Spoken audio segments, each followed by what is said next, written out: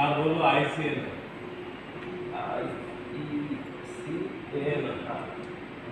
time 0.05 time IC আনস্কেল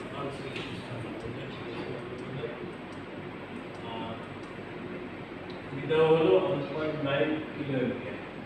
1.9 সামনে করে 1.9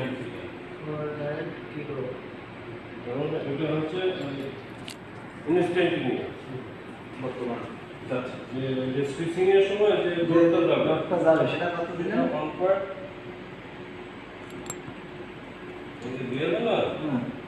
8